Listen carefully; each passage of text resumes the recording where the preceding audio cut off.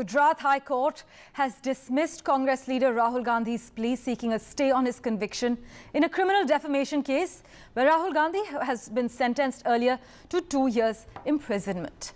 Now, Justice Hemant Prachak, while reading out the operative part of the verdict aloud, stated that the Sessions Court order refusing to grant a stay on his conviction earlier is just and legal. Arvind Gunasekar joins us with the latest update over the phone line at the moment. Arvind, now while reading out the operative part of the verdict, we were told that the Sessions Court thinks this conviction is just and legal?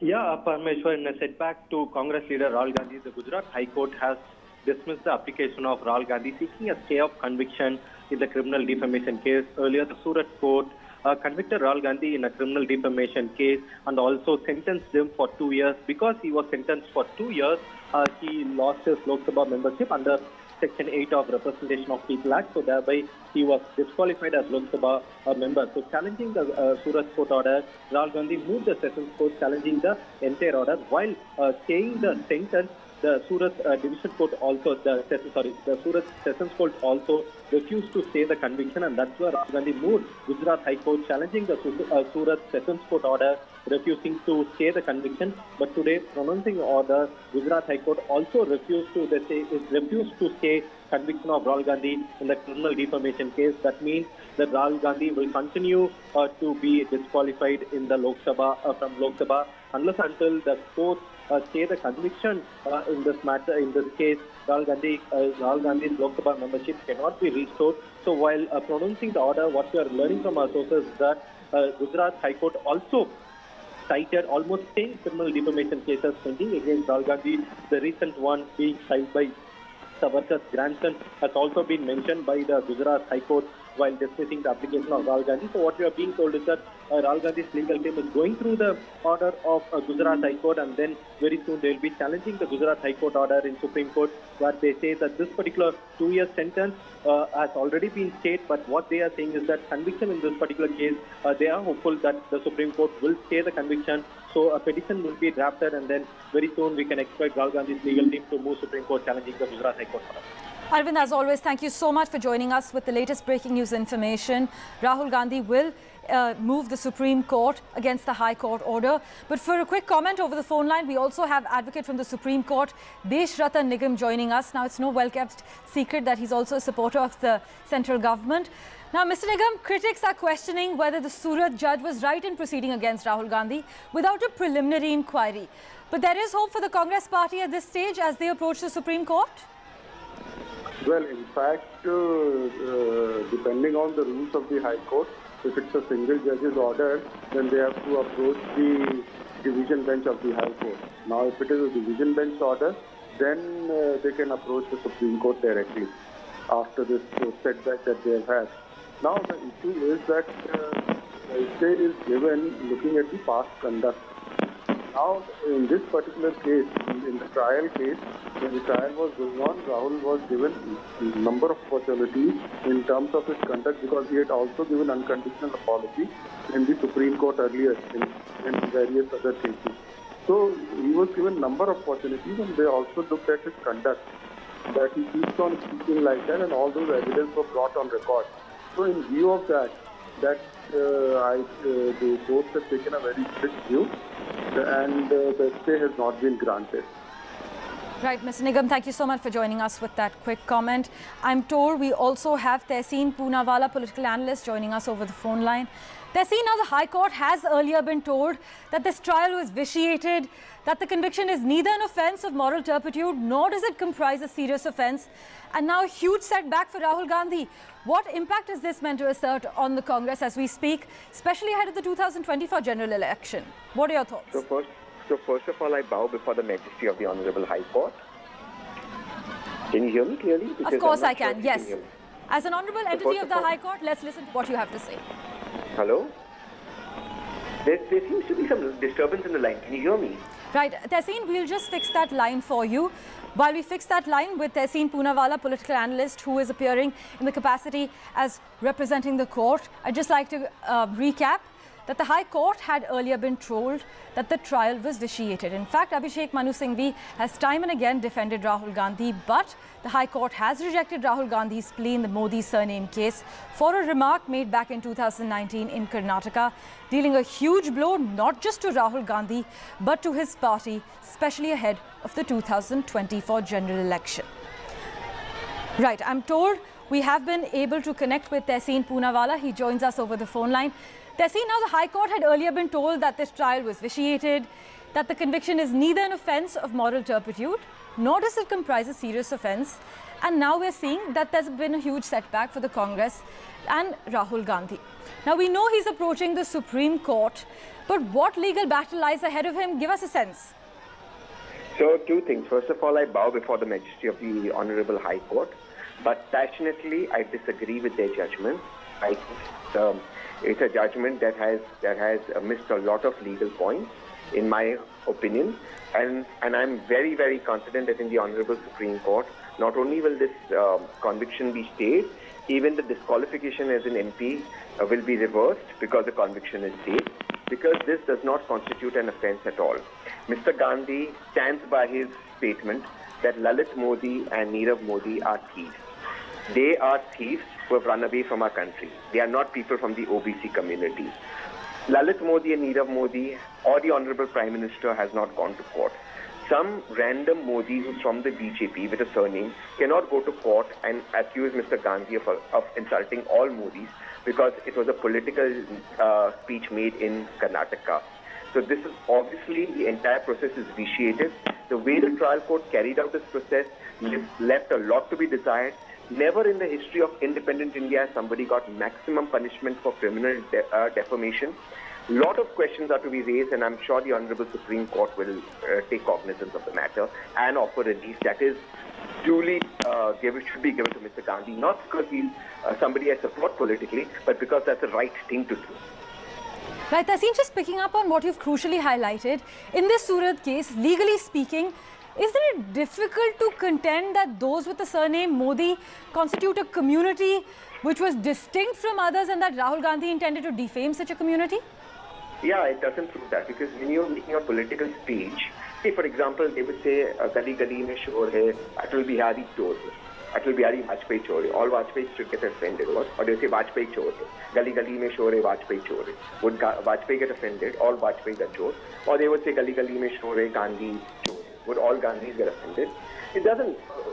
Modi does not constitute a community, an OBC community. And the two people specifically being mentioned as thieves, Lalit Modi and Nirav Modi, they are not OBCs. So I think this is actually an insult to OBC citizens. When somebody from the BJP, who's a minister, who's himself made political speeches against the Gandhis and against the Congress, when you go for criminal defamation, you have to go with a clean hand. A speech made in Karnataka, you're filing a defamation case in Gujarat. You then stay the case, your own case, then you open your own case and the judge is changed. The judge gets a promotion. It leaves so much to be desired. I mean, this is not how criminal defamation should work, because that will ultimately affect freedom of speech in India. Political speeches, by and large, should not be tampered with. The most honorable Prime Minister said, "Dangoyo ko kapdon se pehchana jata hai." So does that mean everybody who has a certain type of clothes are terrorists or rioters? And anyone who has a particular type of clothes can sue the Prime Minister for defamation? I mean, where are we taking this political debate to? The fact is Lalit Modi and Nirav Modi are absconders, and Rahul Gandhi stands by it. And rather than protecting Rahul Gandhi for that, they're punishing him. Who benefits from Lalit Modi and Nirav Modi not being punished is the question to be asked. Right, Tehseen Poonawala, thank you so much as always for making time and joining us for a quick comment. The breaking news story we're tracking on NDTV 24/7. The Gujarat High Court has dismissed Congress leader Rahul Gandhi's plea, seeking a stay on his conviction in a criminal defamation case where Rahul Gandhi had been sentenced to 2 years imprisonment. But there is hope for the Congress as they will approach the Supreme Court and knock on their doors.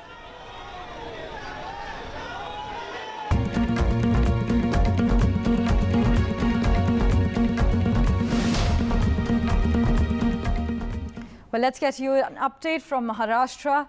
The NCP National Executive Meet held by Sharad Pawar has drawn sharp response from his nephew Ajit Pawar and his faction, which said it has no legal sanctity. Sharad Pawar has written to the election body objecting to his nephew's claim for the party symbol. The meet ratified the expulsion of 9 rebel MLAs who took oath as ministers in the ruling alliance, besides Praful Patel, Sunil Tatkare and S.R. Kohli, who have sided with the rebels. Now all 27 state units of the party are with Sharad Pawar, the leaders have said in a meeting. Now, the Ajit Pawar faction said the dispute on who represents the real Nationalist Congress party is within the exclusive jurisdiction of the Election Commission. Till it is decided, no one can call any meeting, is what Deputy Chief Minister Devendra Fadnavis actually met with Chief Minister Eknath Shinde in a late-night meeting, as we've covered last evening.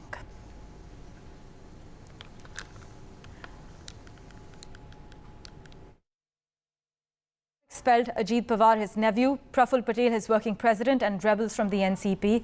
Pawar Senior said, "I'm still effective, whether 82 or 92 years old." Ajit Pawar को national president नियुक्त किया है 30 तारीख को। किसी ने कुछ कहा मुझे मालूम नहीं। अब तो मुझे एक बात पक्की है कि राष्ट्रवादी कांग्रेस पार्टी का मैं प्रेसिडेंट हूँ। दूसरा किसी ने अपने नाम पर स्टेटमेंट दे दिया, कुछ बात कही, तो बात कह सकते हैं, इसमें कोई इम्पोर्टेंस नहीं, कोई सच्चाई नहीं। अजीत पवार ने आप पर पर्सनल अटैक करके आपकी उम्र पर सवाल उठाया है। चाहे आप इस्तीफा देते हैं, फिर इस्तीफा वापस ले लेते हैं। शरद पवार को इस तरह के पर्सनल अटैक पर आप क्या कहेंगे? आप 82 साल के हो गए। Now I work more effectively, whether 82 or 92. And in other news, a horrific accident of a passenger bus has been reported in Bilaspur, in which 3 people on the bus died on the spot, while more than 6 people were seriously injured, in which the condition of 3 is said to be critical as we speak. The bus riders were going from Ambikapur to Raipur to attend Prime Minister Modi's meeting, and according to information we have access to, this accident took place in the early hours when the bus had left Ambikapur and reached Beltara, in which 6 people are seriously injured. As I mentioned, the condition of 3 currently is said to be extremely critical. What we do know is the injured have been admitted to Apollo Hospital, and more than 40 people were travelling in this bus at the time of the accident. Due to heavy rains and the bus driver dozing off, the possibility of the accident is being ascertained. Police has started their investigation in this matter, but the deceased are said to be residents of Jamdai, Vishrampur.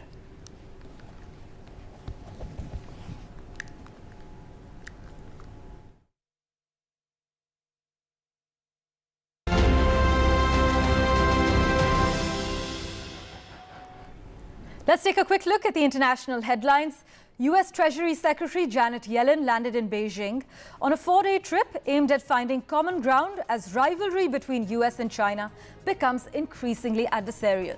Now, Yellen's trip marks a deepening thaw in ties between the United States and China and comes weeks after Secretary of State Antony Blinken's visit to Beijing in the last month, which was the first high-level meeting between the two countries after months of tensions. Now, more importantly, Janet Yellen's trip comes just days after China abruptly imposed export curbs on chip-making metals and its compounds, escalating Beijing's technological war with the US as well as Europe.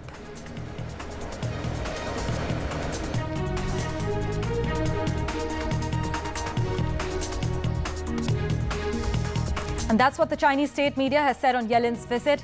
Global Times says US Treasury Secretary Janet Yellen's visit to China is an implementation of the important consensus reached by the leaders of both countries in Bali and a specific measure for strengthening bilateral communication in fiscal and financial sectors.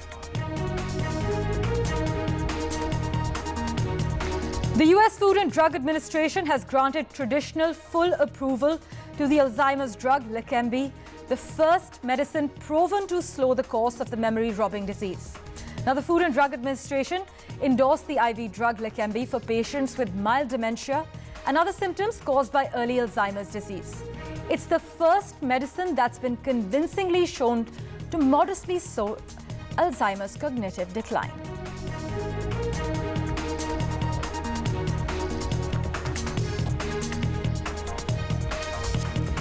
Sweden and Turkey made some progress in talks aimed at overcoming President Recep Tayyip Erdogan's objections to the Nordic country joining NATO.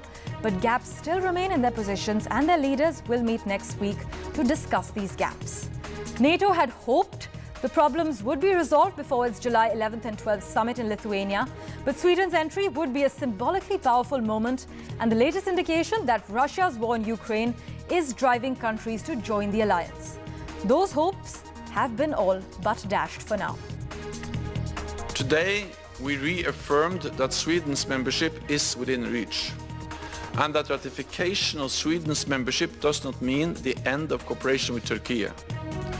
Far from it, as Finland's continuing engagement here today shows. On Monday in Vilnius, I will convene a meeting with President Erdogan and Prime Minister Kristersson as the next step in this process. OceanGate, the company behind the submersible that imploded during a dive to the wreckage of the Titanic last month, has said that it will suspend operations. A banner written in red appeared at the top of its website with the message, OceanGate has suspended all exploration and commercial operations. No further details were provided.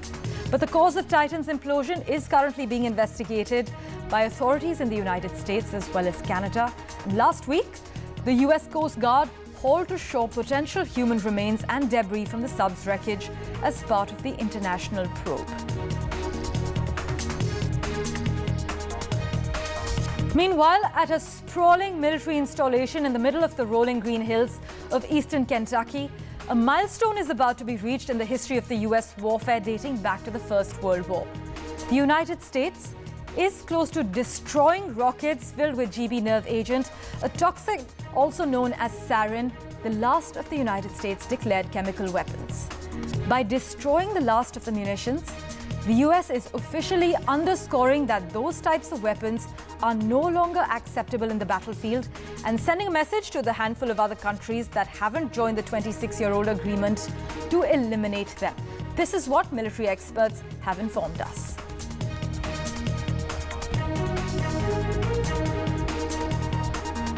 Meanwhile, Twitter has threatened to sue Meta over its new Threads app, with Mark Zuckerberg has openly billed as a rival. Now, claiming that the company has violated Twitter's intellectual property rights, Twitter has said that they are attempting to sue Meta. In a letter to CEO Mark Zuckerberg, a lawyer for Twitter said the company has serious concerns that Meta Platforms has engaged in systematic, willful and unlawful misappropriation of Twitter's trade secrets as well as other intellectual property. Zuckerberg said Threads was Meta's attempt at taking a shot to build a public conversations app with more than 1 billion people, also an opportunity that Twitter had but hasn't nailed, as per Zuckerberg's words.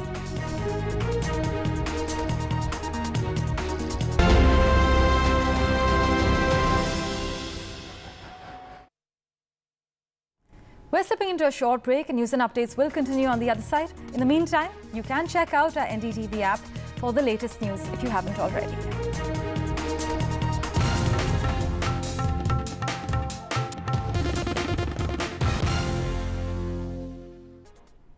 Welcome back. Now, an interesting study by People Research on India's consumer economy shows India's middle class will nearly double by 2046-47. The same report also highlights rural India is adding super rich faster than urban, and that India will see a 5-fold increase in its super rich families by the turn of the decade. So a large chunk of growth expected from rural India. To understand this study further, we are joined by the author of the report, Rajesh Shukla, MD and CEO at Price People Research on India's consumer economy, and Mr. Nikhil Oja, partner at Bain & Company. Thank you both for joining us. To begin with, Rajesh Shukla, for the benefit of our viewers now, please tell us, how was the study conducted? Yeah, thank you, Sakshi. It is always a pleasure. And this is actually the work what we are undertaking for the last 10 years. And the fundamental in this one is the data which has gone into this report. It is based on the three rounds of Pan-India survey covering approximately 25 states. In 2014, 2016, and 2021. So 3 years data of approximately 40 to 60,000 households, which is a probability sample, which is the base, and you can see use this data. And this data is from the households, Indian household, from the rural and urban India. So this is the core of the work. Right. And yeah. So in this actually the one thing is even for the projection for the 2031 and 2046. Absolutely. Some very interesting long-term projections. Yes.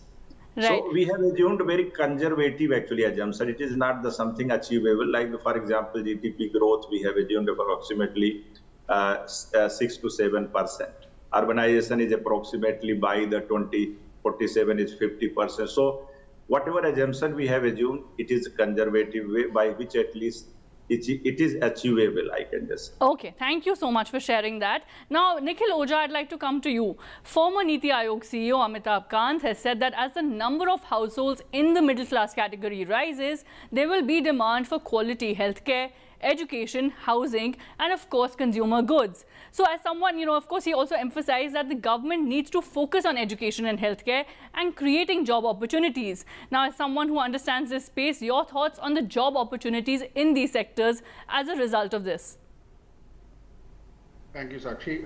Yes, there's been a significant change over the last 15 years in the income distribution in India. And it's absolutely nothing if you think about, what's coming down the road over the next decade. We've had the privilege of working with Price and a joint work that Bain & Company and Price had done 3 years ago. We showed how there's going to be 100 million more rich and middle class household that's going to be added in the country over the next decade. And alongside this, there'll be 50 million fewer destitute and aspirer households. That's the change that's coming. Now, of course, as Amitabh said earlier, this is going to require a number of changes in terms of, both the healthcare, education, etc. But all of this change is predicated on us creating the right sorts of jobs. And that, I think, is happening. I would like it to happen faster than it's happening right now, but that transition is already underway as we speak.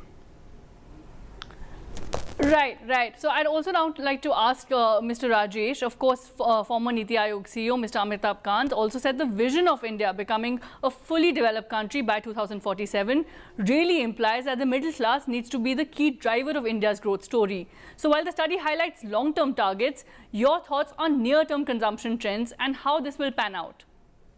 Yeah, this is actually absolutely correct. Means like that looking at the next this decade, by end of this decade, you see that currently the economy is going to be transformed in terms of total, you can say economy will be approximately $7.1 trillion, and the consumption, which is major actually, which is a bone of this country, is approximately $5.2 trillion by 2030.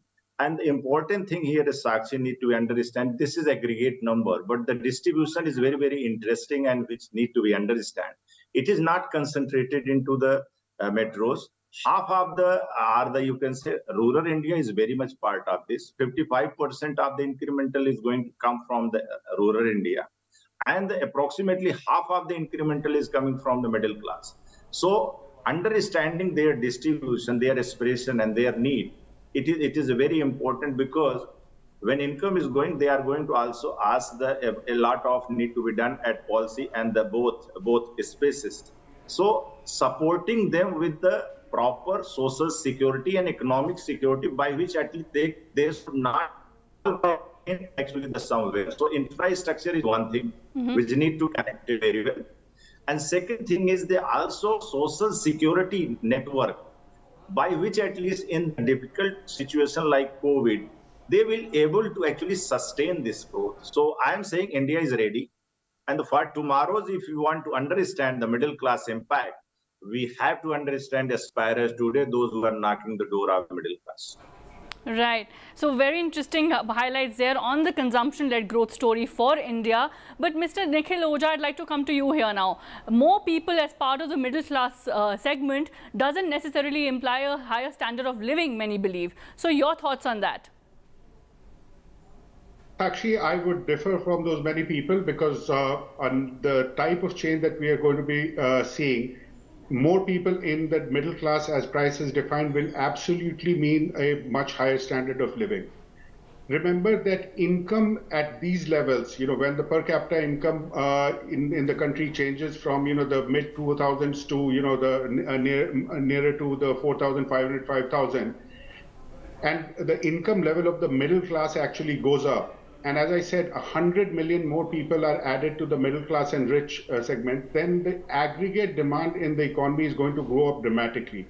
But that aggregate also is going to change the nature of demand, because half of that additional consumption is going to be on more people buying more of the same. 1/4 is going to be on premiumization. So category after category, you'll see that people are actually buying better quality products or more featured and kind of higher spec product. And then there's going to be the additional, which is the new categories that comes into the consumption basket. So all in all, yes, this shift is going to change the nature of consumption that we'll see in the country, and therefore the standards of living. Right. Now, interestingly, back to you, Mr. Nikhil, on this, because of course there are several highlights in the report that we've been seeing. But one other one that, like I mentioned at the start of my segment, of course, was the fact that the research is also highlighting that, look, in the same period, rural India is adding super rich faster than urban India. Now, your thoughts on that, as many would want a more detailed insight on that. I think, Sakshi, Rajesh and the Price team have done an excellent job in deconstructing the rural mass into what is very clearly developed rural versus the rest of rural India. And no doubt that, there's affluence as well as consumption growing in developed rural, which is, about a total of about 60,000 villages, which are mostly in the peri-urban areas. And there's going to be a significant growth in income. That income, if for those who are interested, you can read in more detail in the report, that income derives from all sorts of agricultural, but also non-agricultural activities. Right. And there will be a significant increase in people there. Last thing that I would just point out there, though, is that's the rate of growth, Sakshi. The large proportion of the rich and the super rich are going to be still in urban areas. But yes, there is going to be growth in rural rich also. All right. Thank you both so much, really, for joining us and sharing, of course, this positive roadmap for India's growth story. And, of course, India rapidly shifting towards a real middle-class household society there. We'll be back with more news and updates after a very short break. Our top story now, Rahul Gandhi will remain disqualified as a member of Parliament after the Gujarat High Court today rejected his request to put on hold his conviction in the defamation case. He will now approach the Supreme Court. That's now his hope with this request to put it on hold. Now, the High Court decision is a huge blow to the Congress as it plans a strategy for a series of upcoming polls in various states, including the 2024 national election. The Gujarat High Court, in its order today, said also pointed out how there are at least 8 to 10 other criminal defamation complaints that are pending against Rahul Gandhi. So the justice speaking about that, the former Congress chief will not, however, be going to jail. Remember, as his 2-year sentence had been put on hold by the court previously. Well, let's go across to Sunil Prabhu now for more. And Sunil, tell us about the reactions coming from the Congress party. Also, the justice said that staying conviction is not a rule and the same must only be exercised in a rare case. So, making all these points as he rejected Rahul Gandhi's plea. Well, there is definitely a huge crowd here gathering as we see, as the Congress people congregate here. What are you planning to do now that legally Rahul Gandhi has very less options left, Mr. Srinivas? देखिए, supreme court के ऊपर विश्वास है, हम कानून तौर पे लड़ाई लड़ेंगे और साथ में सड़क पे भी उतर के लड़ाई लड़ने का काम करेंगे। ये सारी चीज़ क्यों हुआ है, सबको पता है। डिस्क्वालीफाई क्यों हुआ, सेल कंपनी में 20,000 करोड़ किसका है, तब से ये सारी कहानी स्टार्ट हुआ है। और ये लोग कितने भी कोशिश करें, ये भारत देश है, ये तानाशाही सरकार और इनका अहंकार को ख़त्म देश का जनता करेगा। अभी कर्नाटक में हुआ है, अभी आने वाला 5 राज्य में होगा और लोकसभा में देश का जनता सही सबक सिखाने का काम इन लोगों को करेगा. But Gujarat High Court has very categorically made an assertion that, this is Rahul Gandhi is a serial offender in terms of defamation. So how do you take this forward? And that is why it is not correct to you give him a reprieve at this case. देखिए, वो जो भी court का है, मैं उसको लेके टिप्पणी नहीं करता हूँ. हम सुप्रीम कोर्ट में विश्वास है. बट ये सारे जो चीज़ स्टार्ट हुआ है, ये सबको पता है. जो स्टे हुआ था केस, तुरंत स्टे वैकेंट हो जाता है. वैकेंट के बाद शॉर्ट नोटिस मिल जाता है. शॉर्ट नोटिस के बाद जज चेंज हो जाता है, जजमेंट आ जाता है. तो 1 महीने में घर छीनने का कोशिश किया. कितने मीन्स ये सारी क्लियर है. तो इस पे कोई किसी को जनता भी इतना ये नहीं है. तो लोग समझदार लोग हैं. तो ये जवाब तो 24 और आने वाला 5 राज्य का चुनाव में इनको लगेगा झटका. अभी कर्नाटका में इतनी बड़ी झटका लगी है, तभी भी इन लोगों को अकल नहीं आया. तो अभी और बड़े-बड़े झटका इन लोगों को लगेगा. And you say you are going to go to the street. How are you going to take that? देखिए, ये किस तरीके का इन लोग ने पिछले 9 साल में बेरोजगारी सोच नहीं सकते. 45 साल में पहली बार इतनी बड़ी लेवल का बेरोजगारी.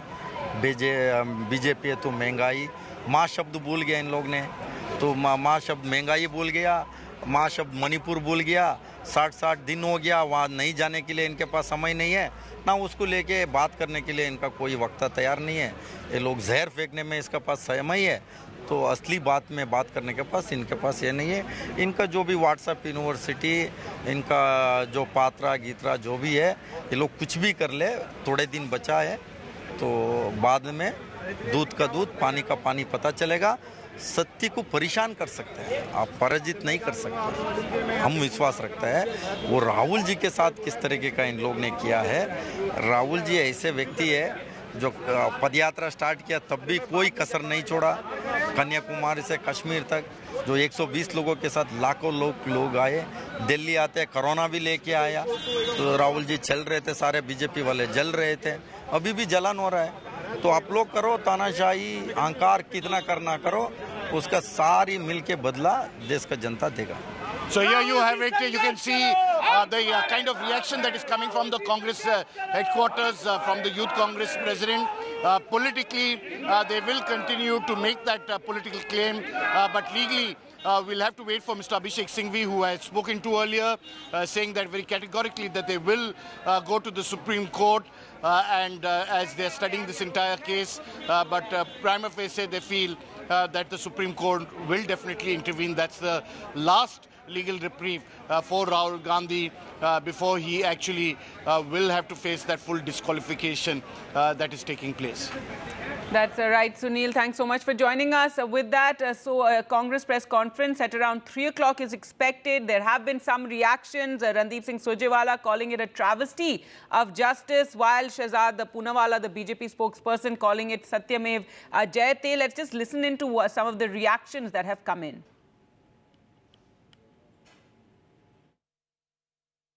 Well, it is very difficult for me to comment on the validity of the judgment of the Gujarat High Court, but I have no doubt that its justification will be and should be tested in the Supreme Court. The decision to unseat Mr. Rahul Gandhi was a very unfortunate decision. The conscience of the nation has rejected that view, and I have no doubt that the Supreme Court, taking cognizance of the true intent of the law and of national sensitivities and constitutional sensitivities, will decide in its wisdom the way it will decide. There is no doubt that this decision will be challenged in appeal, and hopefully the decision of the Gujarat High Court will be reversed. It is very unfortunate that justice has not been prevailed. It is a murder of democracy.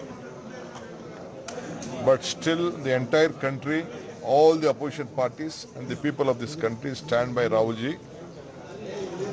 He is a great leader who has been fighting across the country to unite country, walking on the streets of this country, fighting against corruption, fighting against unemployment, fighting against price rise. This is the love he has been given to the people of this country. So the BJP leaders are not able to tolerate. They want to block him from the parliament. They want him to unnecessary create for his speech, which is nowhere heard. Karnataka में बेंगलुरु से 100 kilometre दूरी पर कोलार में Congress party द्वारा एक जनसभा का आयोजन किया गया था। उस जनसभा में श्रीमान राहुल गांधी ने सभी चोरों का उपनाम मोदी क्यों, ऐसी कई अपमानजनक बात हमारे समाज में की थी। तभी 2019 में हमने सूरत में चीफ कोर्ट में बदनक्षी का मुकदमा पेश किया था और आज दोनों पक्षकारों की दलील हुई है। बाद में आज का जो फैसला दिया गया है तो उस फैसले को हम नामदार हाईकोर्ट के फैसले को स्वीकार करते हैं। So that was Purnesh Modi, the petitioner in the case. We're joined on the phone line by Desh Ratan Singh, senior advocate, Supreme Court. The Congress is, already we're seeing some protests. They're saying they're going to take this to the people, and they're indicating that they feel this decision of the High Court is extremely unfair and that it will be tested in the Supreme Court.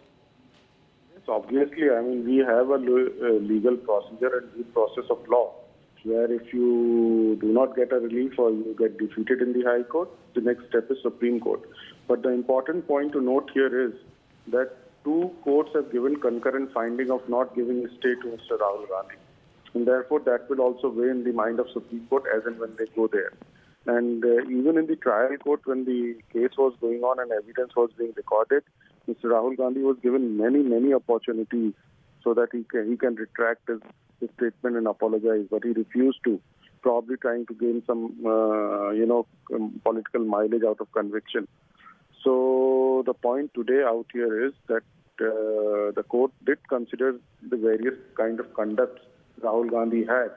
Even in the past, he had given unconditional apology for lying in the Supreme Court. Right, sir, and a lot of these arguments have been made in the High Court as well. And, the fact that he has been given a 2-year sentence, and that is the minimum amount needed to actually disqualify him from the Parliament is something that has been pointed out. Even if it takes a long time and, finally the Supreme Court goes into all aspects, the worry is that he's lost his seat. There will be a by-election. So all these are certain aspects that were raised, and there is this sense that, for something said in a rally, in a political rally, the fact that he's being, punished in this manner, that is something the Congress has been pointing out. So the fact is, a person who has been a member of Parliament 3-4 times should behave in a responsible manner, and making all kinds of statements in public, which he does so, whether it is in London or in US, where Khalistani people were also there. He was hobnobbing with extreme Muslim elements also in US, and in London he asked for interference from European Union and USA into India's internal affairs. So this is not a sign of a mature or a responsible leadership. So he has to face the consequences. And I think the law must be changed and the punishment should be enhanced by way of an amendment in Parliament. Otherwise, even there's one more aspect of it with the law. There is a lacuna in the law that a person is campaigning outside, doing rallies. But if now we're going into, other aspects, other issues, but we also have with us Sanjay Jha, political commentator, someone who used to be with the Congress party. Your reaction to, these developments? The Congress was hoping against hope, but they were also ready for this disappointment from the Gujarat High Court, and now their only avenue is the Supreme Court. No, I don't. I just finished everything. Yes, Mr. Jha? Yes, please can you repeat the question? Your reaction to these developments that have taken place? Rahul Gandhi, his plea rejected by the Gujarat High Court, and now the only avenue left is the Supreme Court. This does mean he will not be attending the monsoon session. The Congress planning to, protest over this and take it to the people. To be very frank with you, I don't think the Congress party or Rahul Gandhi was expecting any favorable judgment at this level. We all knew that this matter will probably go to the Supreme Court, and with due respects to the judges in Gujarat, we know that the case clearly requires, I think, a greater understanding of, the constitutional provisions that would protect Rahul Gandhi's candidature as a member of parliament. So I don't think there's any surprise on that element. The Congress obviously ought to, I think, raise a big but even the fact that, and that was my initial question to you, that the Congress, hoping against hope, but were ready for this disappointment. They expected they would eventually have to go to the Supreme Court and they would not get that relief from the Gujarat High Court. But even given that is, a sorry sort of state of affairs, or very telling about the state of affairs. Well, I think it's a matter of great concern because I think the Congress party was extremely convinced that Rahul Gandhi has a very compelling case, and prima facie it is. Therefore, I think it remains a little intriguing and puzzling. But, as individuals, as a political party, we are not in the business of running down judges or the court's verdict, but we have a complete fundamental right to disagree with it vigorously and vehemently. And I do believe also, as somebody who's followed politics for a long time, that this does not appear to be a correct assessment of the charges made against Rahul Gandhi. And the Supreme Court will, in my opinion, deliver a verdict and close this matter in favor of Rahul Gandhi. I think that has been the stance earlier, and I don't think that has changed now. All right, Deshratan Nigam, again coming back to the fact that the Congress wasn't very hopeful of getting this, that they knew they would have to go to the Supreme Court eventually. And that is also something, the way these cases, carry on, and it's eventually the Supreme Court where the cases all arrive at. And that too is, in a sense, injustice of how long this takes. The fact that Rahul Gandhi, a member of parliament who, has been the former president of the Congress party, now disqualified over, a comment that he made during a political rally. Well, the fact is, those were very irresponsible statements, and it was a crime under our law. And therefore, that too has been questioned. That's one of the questions that has been raised about, what this means for the CRPC, and to make this a criminal, that's a criminal act. That too is something that is under question. It is a law. As long as that law exists, one has to abide by the law. And therefore, he made certain comments for which there are consequences. He should have known. He goes to London and asks whether United States and EU should interfere in India's internal affairs. That I don't think it is very responsible for it. Another issue into this, we're talking currently about what Rahul Gandhi had said, and the fact that he got no relief from the High Court. It'll have to go to the Supreme Court. He will not be allowed to attend the monsoon session, and possibly there will be a by-election as well in Wayanad. Sanjay Jha, the justice, also spoke about how Rahul Gandhi is facing 8 to 10 other cases regarding defamation. Well, let me tell you that politicians are always vulnerable to being, targeted by their opponents. The BJP, of course, is a past master at filing FIRs and defamation suits. Forget Rahul Gandhi. Look at the state of the ordinary citizen in this country who gets charged with sedition and what have you. So I think we are living in an extremely vibrant age of complete and thorough dictatorship. Let's not try and be politically correct here. This is a government that is autocratic, that is authoritarian, that is nothing short of dictatorial. And just because we have elections doesn't make India a democracy at all. The mother of democracy is a joke. This country is rigged in terms of institutions, and the last hope that anybody has in this country is the courts. And well, the Supreme Court is the ultimate arbiter of fair justice, and that road still remains open to the Congress.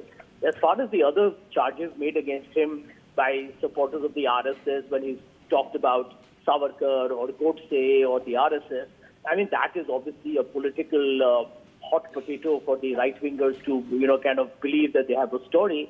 But I think Rahul Gandhi has a strong case there as well. And this is what it's all about. I think this government has the confidence that they can try and prosecute people. This government seems to have this, very disturbing belief that it can get its way all through even our most hallowed, system of justice and fair play.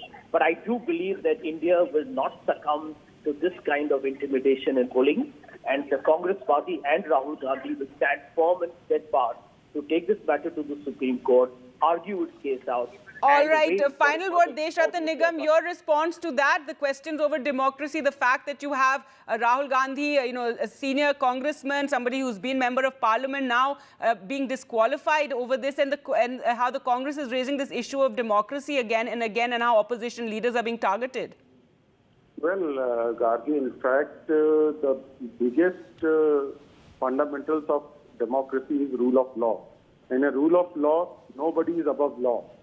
Howsoever high leader or former president of a Congress party you may be, if you have committed a crime, you will be punished. That is what it is being established today. Howsoever you high may be, whichever party you may be, you will be punished if you have committed a crime. That is what is being established, and it's very good for democracy. All right, we'll leave it there. Thank you both for joining us on the program. That is the big breaking news that we're tracking right now, a setback for Rahul Gandhi and the Congress party after the High Court today rejected his plea in the defamation case.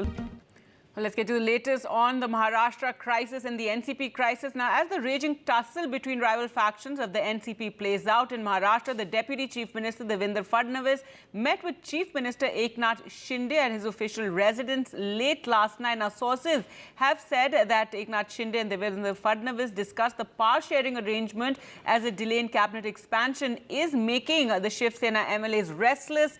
This came hours after the Shinde camp refuted reports that its MLAs have been uncomfortable with Ajit Pawar's entry into the ruling coalition and the fact that many were made ministers, even as many Shiv Sena MLAs were waiting. The party said Eknath Shinde has no plans of stepping down as chief minister. And let's just listen in to what one of the leaders, Sanjay Shirsat, had to say. हमने जो उठाव किया था वो time में हमने एक बात जरूर कही थी कि एनसीपी अपने को खत्म करेगी। वजह एक थी कि अजित दादा जब अर्थ मंत्री थे और उप मुख्यमंत्री थे, डिप्टी सीएम थे, हम कोई भी काम उनके पास लेके जाते थे कि हमको भाई निधि चाहिए, हमारे मतदार संघ में काम करना है। हाँ, तो वो बोलते थे भाई आप अपने उद्धव साहब को बोलो। उद्धव साहब को बोलो मतलब ये बड़ा क्वेश्चन मार्क था हमारे सामने, ना वो फ़ोन उठाते थे ना मिलते थे। तो उसका बेनिफिट अजित दादा ने अपनी पार्टी बढ़ाने के लिए किया है। मैं उनको गलत नहीं बोलूँगा, इसलिए नहीं बोलूँगा कि उन्होंने उनकी पार्टी बढ़ाई और हमको दिख रहा था कि फ्यूचर में अगर वो इसी तरीके से पार्टी बढ़ाएगी तो अपन ख़त्म हो जाएंगे, इसलिए वो उठा हुआ। आज वो इधर आने से हमारे पे अभी असर नहीं होगा क्योंकि हमारे मुख्यमंत्री साहब जो है तो 24 आवर हमको मिलते हैं, उनसे बात कर सकते हैं और वो निर्णय लेने की क्षमता रखते हैं। निर्णय लेना ही चाहिए, बट रॉन्ग हो या राइट, लेकिन डिसीजन लो, ये उनकी भूमिका रहने की वजह से आज हमें कोई दिक्कत नहीं है उनके आने से। लेकिन अभी भी तो अजित पवार ऐसा कर सकते हैं आने वाले दिनों में कि आप अपने नेताओं से बात करें या निधि पास ना करें, ये आपको चांसेस अभी नहीं लग रहा है जो चांसेस एक साल पहले थे जिसकी वजह से ये पूरा उठा हुआ था? आपको क्या लगता है एकनाथ शिंदे साहब और देवेंद्र फडणवीस साहब ऐसी राजनीति करते हैं? और इतनी बड़ी राजनीति करके उनको अगर इधर बुलाया है तो कुछ तो सोच रखते होंगे कि नहीं? इसलिए अब वो डर नहीं रहा। पहले वन मैन शो आर्मी जो थी उद्धव ठाकरे की, वो नहीं रही। अब ये सब चीज़ें, एकनाथ शिंदे सर का आक्रामक नेता भी है, देवेंद्र फडणवीस सर का सोच विचार वाला नेता भी है, ये दोनों, और अजित दादा जिसको उनको भी डैशिंग माना जाता है, ये तीनों को कॉम्बिनेशन है, इसलिए तीनों मिलके काम करेंगे। अब कहीं वहाँ झगड़ा होगा ही नहीं, ये मेरी धारणा है।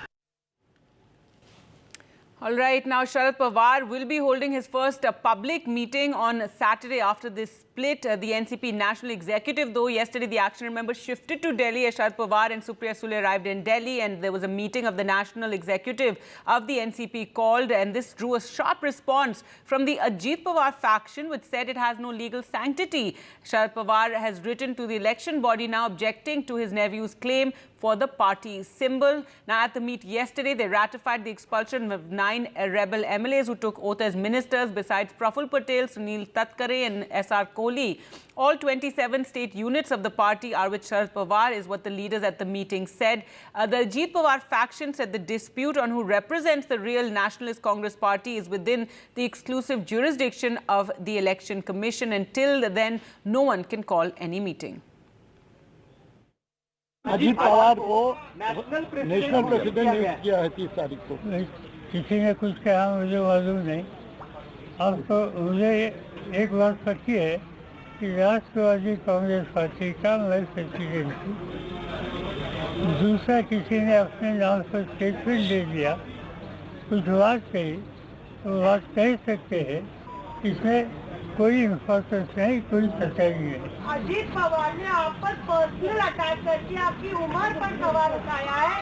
कहा है आप इस्तीफा देते हैं, फिर इस्तीफा वापस ले लेते हैं। When will Sharad Pawar stop?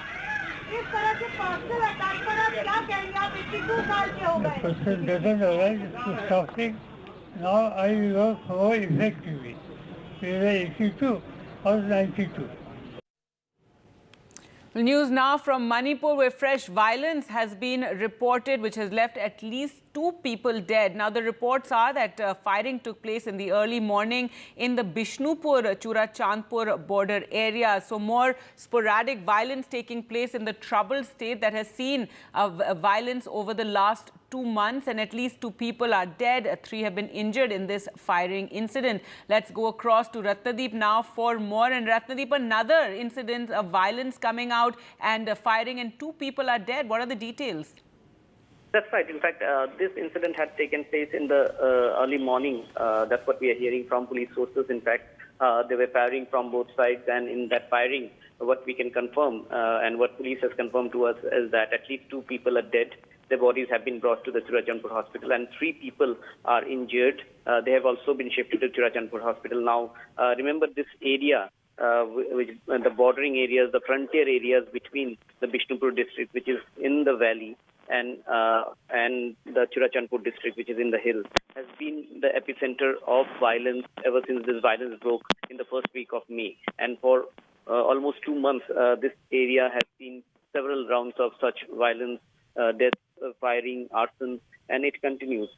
Although for the last couple of days there have been operations going on across the vulnerable areas, particularly in this area also between Churachandpur district and Bishnupur district, where security forces led by the army are trying to dismantle the defensive structures like bunkers, which have been put in place in the villages by both communities, because these bunkers were the places from where they were firing at each other. And the idea is to create a buffer zone. But when this kind of operations are going on, despite those operations, it seems that violence continues, because there is a fresh violence. Remember, only yesterday in the outskirts of Imphal, one lady was shot dead by unidentified people. And in fact, this comes at a time when efforts have been taken to move the forces so that the forces can create a buffer zone between the 2 communities who are at loggerheads.